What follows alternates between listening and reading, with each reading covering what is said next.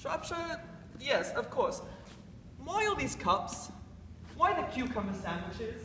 Why such reckless extravagance in one so young? Who is coming to tea? Oh, merely Aunt Augusta and Gwendolyn. Oh, perfectly delightful. Yes, but I'm afraid Aunt Augusta won't quite approve of your being here. May I ask why? My dear fellow, the way you flirt with Gwendolyn is perfectly disgraceful. Just almost as bad as the way Gwendolyn flirts with you. I am in love with Gwendolyn. I've come up to town expressly to propose to her. I thought you had come up for pleasure. That sounds to me like business. How utterly unromantic you are. I really don't see anything romantic about proposing. It is perfectly romantic to be in love, but not a definite proposal. One is accepted why one usually is, I believe. But then the excitement is all over. The very essence of romance is uncertainty. If I ever get married, I'll try to forget the fact. No doubt about that. Don't touch the cucumber sandwiches. They're ordered especially for Aunt Augusta. But you have been eating them all the time. That's a very different matter. She is my aunt. I have some bread and butter. Bread and butter's for Gwendolyn. Gwendolyn is devoted to bread and butter.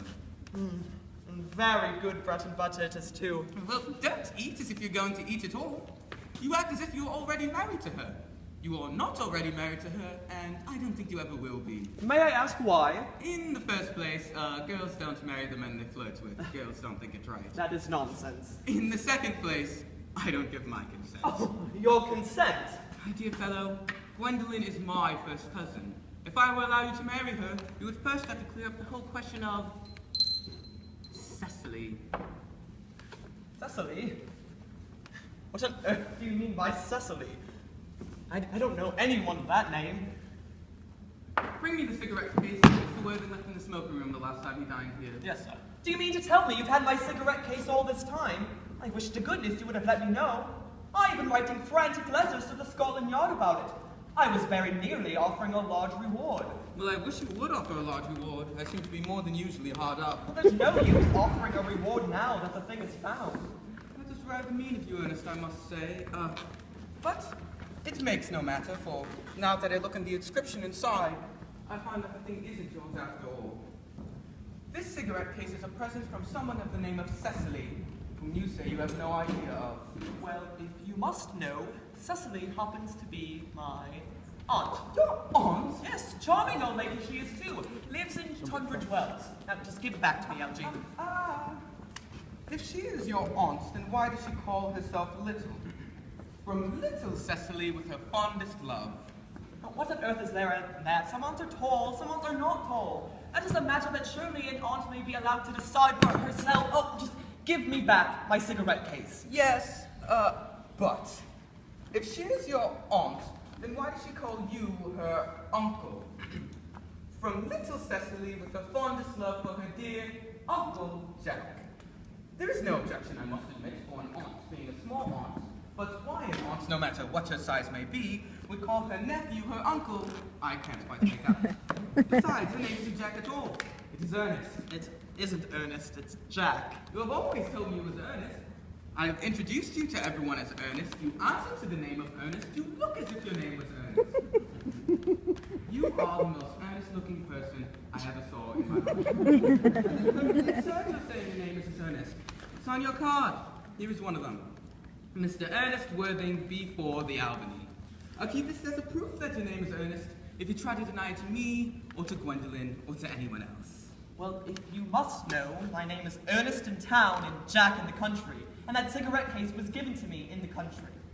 Yes, but that does not account for the fact that your aunt calls you her uncle. Come, old boy, we must have the thing out at once. Now go on, tell me the whole story. I must admit that I have always suspected you as being confirmed in secret Bunburyist, and I'm quite sure of it now. Bunburyist?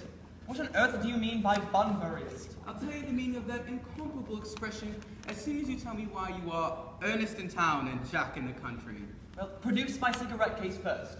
Here it is. Now produce my explanation and pray make it improbable. There is nothing improbable about my explanation. In fact, it is perfectly ordinary. The late Mr. Thomas Cardew adopted me when I was a little boy and made me, in his will, guardian to his granddaughter, Miss Cecily Cardew. Cecily, who addresses me as her uncle by means of respect that you cannot possibly appreciate, lives with me in the country under the charge of her admirable governess, Miss Prism. Where's that place in the country, by the way? That's nothing for you, dear boy. You're not going to be invited. I may tell you candidly, however, that the place is not in Shropshire. I suspected as much. I've Bunburyed all over Shropshire on 2 separate occasions. Now go on, why are you Ernest in town and Jack in the country? When one is placed into the position of guardian, one has to adopt a very high moral tone on all subjects. It's one's duty to do so. And as a high moral tone can hardly be said to conduce very much to one's health or one's happiness, I have always pretended to have a younger brother by the name of Earnest, who lives with me in the Albany and gets into the most dreadful scrapes. That, my dear friend, is the whole truth, pure and simple. What you really are is a Bunburyist. I was quite right in saying you're a Bunburyist. You're one of the most advanced Bunburyists I know. What on earth do you mean? You have created a very useful younger brother called Earnest so that you may be able to come up to town whenever you like. I have created a valuable permanent invalid called Bunbury so that I may be able to go down into the country whenever I choose. Bunbury is perfectly invaluable. If it wasn't for Bunbury's extraordinary bad health, for instance, I wouldn't be able to dine with you tonight at Willis's if I've been really engaged to Aunt Augusta for more than a week. I haven't asked you to dine with me anywhere tonight. I know. You are exceedingly careless about sending out invitations. You had really much better dine with your Aunt Augusta. I have no intention of doing anything of the sort. I know exactly who she will place me next tonight. She will place me next Mary Farquhar, who always flirts with her husband across the dinner table. That sort of thing is enormously on the increase.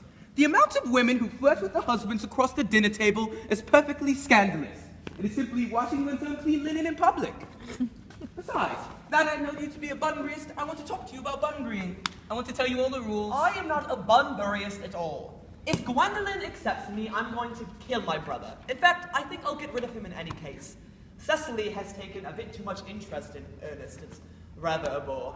So I'm going to get rid of him. And I highly advise you to do the same with Mr.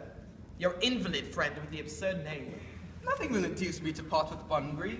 If you ever get married, which seems to me to be extremely problematic, you will find it nice to know Bunbury.